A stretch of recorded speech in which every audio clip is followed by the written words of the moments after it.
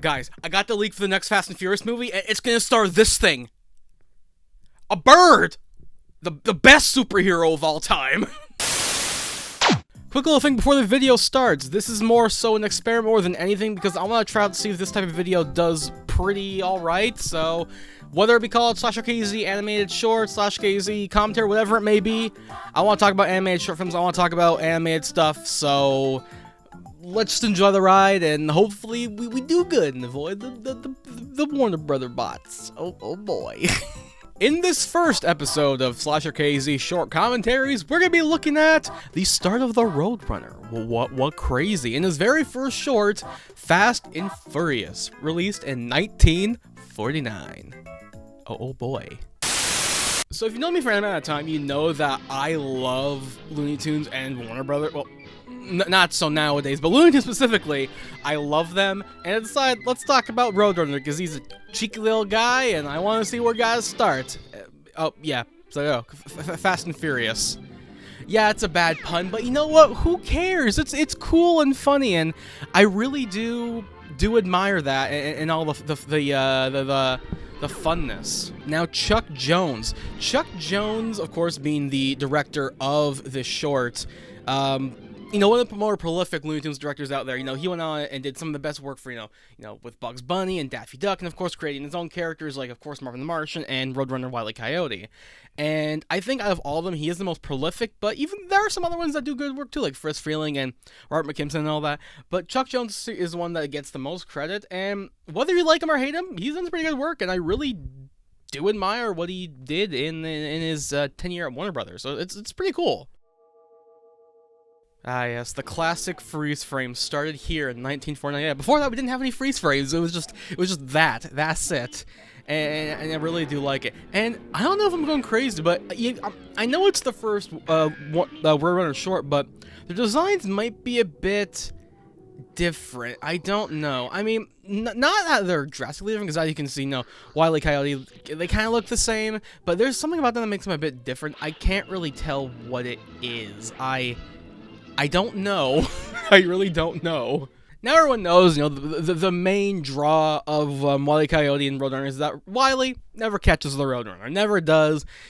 We get joy in his failure. And honestly, I like that. I know it's a weird thing to say, because like if one day he never catches the Roadrunner, I'd be like, oh my god, what are they doing with him? But you know what? It's fine. It's cute. I like it. And it's fine. The first trap, and he doesn't know what's going on. Yeah, he just sees them. He could have grabbed him easily, but he's like, no, I'm gonna waste 2 seconds of my life.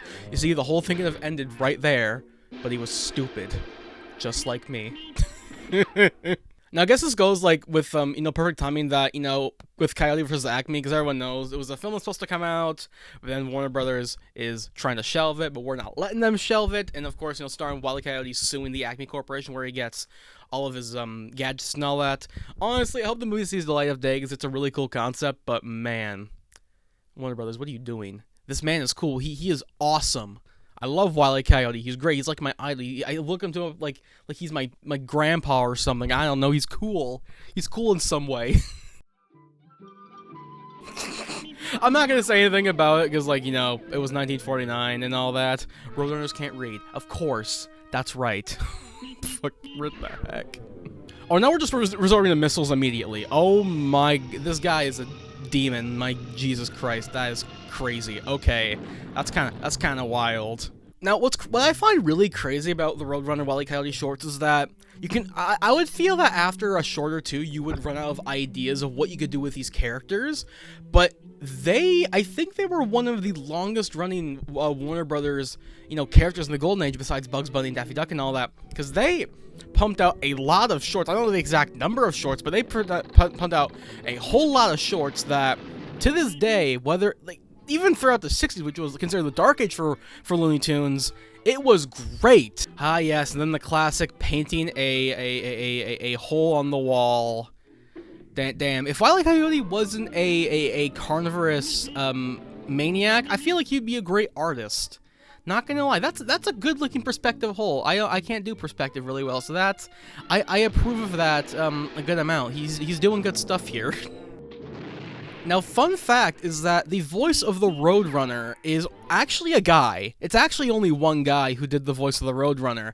I don't remember his name entirely, but basically, they recorded his voice once, and they used that for every single other interpretation of the Roadrunner. Like, those two beeps recorded all the way back in 1949. I don't know if the guy's family has paid, they've gotten royalties from Warner Brothers and whatnot, but if they have, going off just two beeps for the rest of your life, that's pretty wild for that. Oh, and our next DC superhero, the Coyote. I don't know. Look how jovial he is. My God, I love him. What a guy. He can't fly. You just can't fly, you dingus. You're so crazy. Well, why you do that? Now, from what I've read, there are actual Acme stores that do exist. I mean, they're not just like contraption stores that sell giant refrigerators like this allow you to ski, but they're like big bulk stores where you can buy, most general things that you need.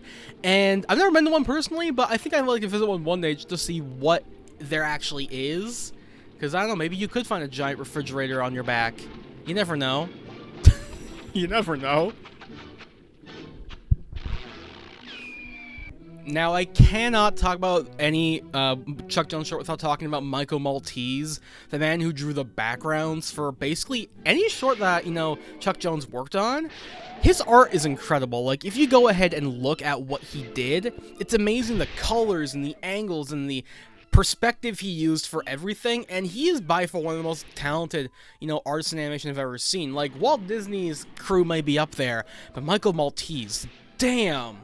He pure artist. I love it. And even here, with just being like an Arizona desert, he worked his magic here, and it's pure beautiful. I love this. Beautiful. All the big highways. I love it. It's so beautiful. This kind of begs the question as well. The Roadrunner obviously is a Roadrunner. He has mega supersonic speed, but does the Coyote have that as well? Because at some points he can pretty much be close to neck and neck with him without actually catching him. So maybe he has some speed in there that he doesn't know about. I'd like to see him run with the Flash. That'd be pretty solid. I don't know. I feel like he could do it. Okay, not gonna lie. I know it's be like weird, but like him getting run over a bus is funny. I love it. There you go. There you go.